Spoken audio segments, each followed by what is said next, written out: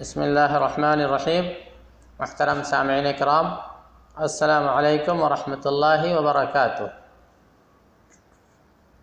یہ باتیں آپ کے سامنے مستقل چلی آ رہی ہیں کہ یہ دنیا دار فانی ہے، ہم سب اس دنیا میں چند دن کے لیے بھیجے گئے ہیں اور ہم سب کو ایک دن اس دنیا سے چلے جانا ہے، اور موت ہم سب کو ایک دن یہ دنیا سے رخصت کر دے گی اور ہم سب جو ہے آخرت میں پہنچ جائیں گے، اور پھر اللہ تعالیٰ ایک دن ہم سب کو زندہ کرے گا اور ہم سب کے لیے حساب و کتاب کا معاملہ کرے گا۔ اس حساب و کتاب میں کامیاب ہونے والا کامیاب ہے، اس حساب و کتاب کے دن ناکام ہونے والا شخص ناکام ہے۔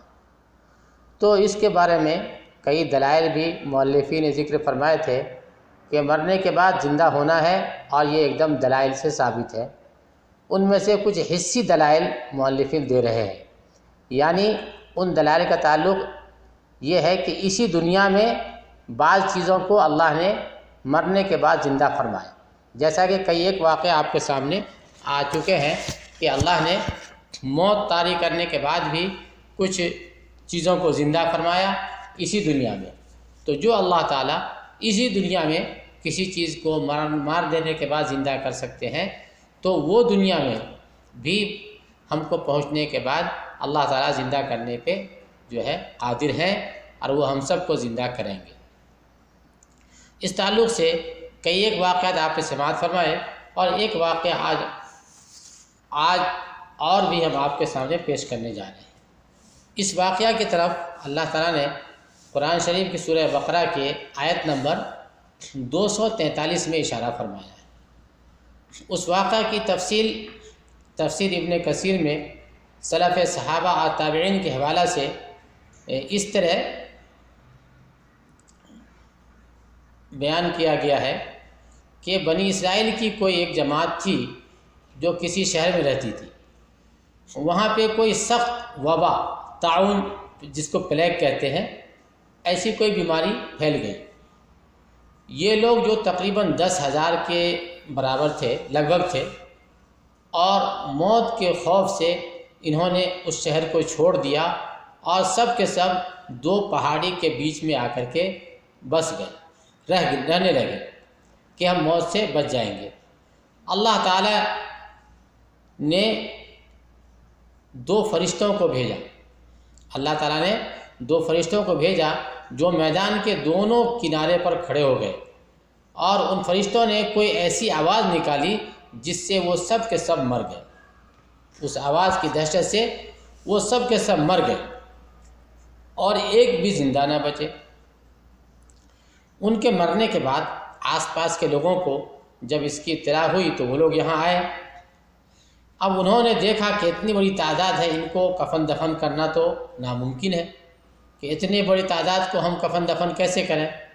تو انہوں نے ایسا کیا کہ ایک گھراواں جیسا بنا دیا اور اس میں ان کی لاش کو چھوڑ دیا، ان کی لاش کو اسی جگہ جمع کر کے چھوڑ دیے۔ ان کی لاش حسب دستور گل سڑ گئی اور ہڈیاں بن گئی اور سب ادھر ادھر بکھر گئی۔ ایک زمانہ دراز کے بعد، ایک لمبی مدت کے بعد، بنی اسرائیل ہی کے ایک پیغمبر جن کا نام حزقیل بتایا گیا ہے اس مقام پر گزرے، وہاں سے ان کا گزر ہوا، تو اس جگہ انسانی ہڈیوں کے ڈھانچے بکھرے ہوئے دیکھ کر وہ حیرت میں پڑ گئے۔ بذریعہ وحی کے ذریعے ان لوگوں کا پورا واقعہ بتلایا گیا، یعنی وحی کے ذریعے اس نبی کو بتایا گیا کہ اس طرح ہوا تھا کہ لوگ جو ہے موت کے ڈر سے، بیماری کے ڈر سے جو ہے شہر سے بھاگ آئے تھے اور وہ ایک جگہ جمع ہوئے، لیکن اللہ تعالیٰ نے پھر بھی ان کو موت سے دوچار کیا اور یہ لوگ سب کے سب مارے گئے۔ تو حضرت حزقیل علیہ السلام نے دعا کی کہ یا اللہ ان لوگوں کو پھر سے زندہ فرما دیجیے۔ حضرت حزقیل علیہ السلام نے دعا کی کہ یا اللہ ان لوگوں کو پھر سے دوبارہ زندہ فرما دیجیے۔ اللہ تعالیٰ نے ان کی دعا قبول فرمائی اور انہیں حکم دیا، اور وہ سب کے سب جو ہے زندہ ہو گئے۔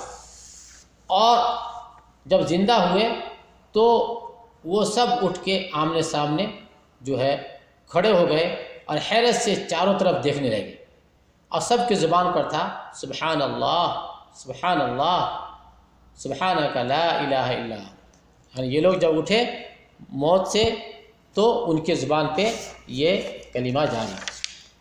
تو یہ تو ہوئی اس واقعہ کی تفصیل جس کو قرآن میں جو ہے اللہ پاک نے ان الفاظ میں ذکر فرمایا ہے۔ تو ہم آپ کے سامنے قرآن شریف کی وہ آیت ابھی تلاوت کرتے ہیں، آپ حضرات اس کو سنیں اور اس کا ترجمہ اور اس کا مفہوم پر دھیان دیں۔ اعوذ باللہ من الشیطان الرجیم، بسم اللہ الرحمن الرحیم۔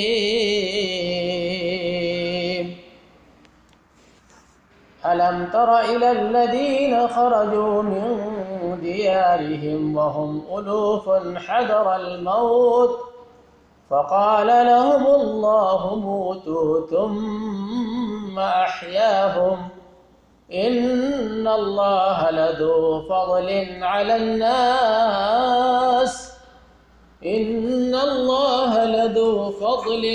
الناس ولكن أكثر الناس لا يشكرون۔ سورہ بقرہ آیت نمبر 243۔ ترجمہ: کیا تم نے انہیں نہیں دیکھا جو ہزاروں کی تعداد میں تھے اور موت کے ڈر سے مارے اپنے گھروں سے نکل کھڑے ہوئے تھے، اور موت کے ڈر کے مارے اپنے گھروں سے نکل کھڑے ہوئے تھے۔ اللہ تعالیٰ نے انہیں فرمایا مر جاؤ، پھر انہیں زندہ کر دیا۔ بے شک اللہ تعالیٰ لوگوں پر بڑا فضل والا ہے، لیکن اکثر لوگ ناشکرے ہیں۔ تو اس آیت پاک میں اللہ تعالیٰ نے یہ فرمایا کہ ان کو مرنے کے بعد پھر سے زندگی دی اللہ نے، اسی جیون میں، اسی دنیا میں، ہماری اسی دنیا میں اللہ نے اتنی بڑی تعداد کو، جن کی تعداد جو ہے اتنی بتائی، آپ نے ابھی سماعت فرمایا کہ اتنی بڑی تعداد میں تھے اور یہ سب کے سب جو ہے زندہ ہو گئے، یعنی ہزار کی تعداد میں تھے، اور سب کے جب جو زندہ ہوئے اور سب ایک دوسرے کو دیکھنے لگے ادھر ادھر، اور ان کے زبان پہ کیا تھا؟ سبحانک لا الہ الا انت، سبحانک لا الہ الا انت، یہی جو ہے ان کے زبان پہ جاری تھا۔ تو جو اللہ تعالیٰ اس دنیا میں مرنے کے بعد زندہ کر سکتے ہیں، وہ ہم سب کو مرنے کے بعد اس دنیا میں بھی زندہ کرنے پہ قادر ہے، اور اللہ تعالیٰ کے لیے کچھ مشکل نہیں ہے۔ اور یہی ہماری گفتگو کا خلاصہ ہے، اور یہی ہم آپ کو آج کے سبق میں بتانے کے لیے جو ہے آئے تھے۔ اللہ سے دعا ہے اللہ تعالیٰ ہم سب کا خاتمہ بالخیر فرمائے۔ اللہ تعالیٰ ہم سب کو حساب کتاب کے دن جب دوبارہ زندہ فرمائے تو اس دن جو ہے اللہ اپنے کرم کے ساتھ ہم سب کو جو ہے عافیت کا معاملہ فرمائے، اور ہم سب کو مغفرت کا سامان اسی دنیا میں کرنے کی سعادت بخش دیں۔ وآخر دعوانا ان الحمد للہ رب العالمین۔